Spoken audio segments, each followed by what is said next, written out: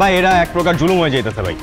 আপনি বাজারে রিজার্ভ দিচ্ছেন সেলিম চাচার, হের পোলাপাইন টাকা পয়সা তুলতেছে। এখন আমরা যদি পোলাপাইন গিয়া এই খাতে ওই খাতে টাকা পয়সা তুলি, তাহলে ব্যবসায়ীরা ব্যবসা করবো কেমনে?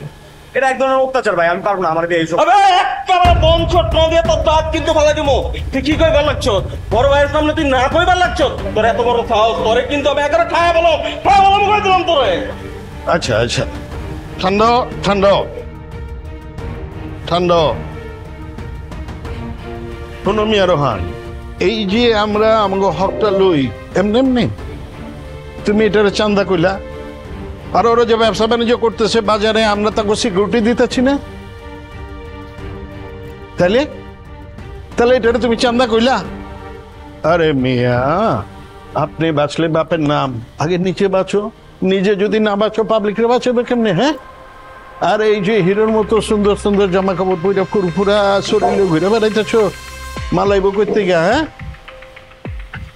আমার বাপের ঘরের থেকে? বাপের বাড়ি ঘর বেচে তোমার জামা কাপড়ের টাকা দিব নাকি? হ্যাঁ, শোনো মিয়া, পাবলিকের কাছে পয়সা লও, ওর মধ্যে থেকে কিছু দেশের উন্নয়নে খরচ করো, কিছু নিজের উন্নয়নে খরচ করো, আর বাঁচলে কিছু আমারে দিও। এটাই তো, এর বাইরে তো আর কিছু না। হ্যাঁ, ঠিক আছে।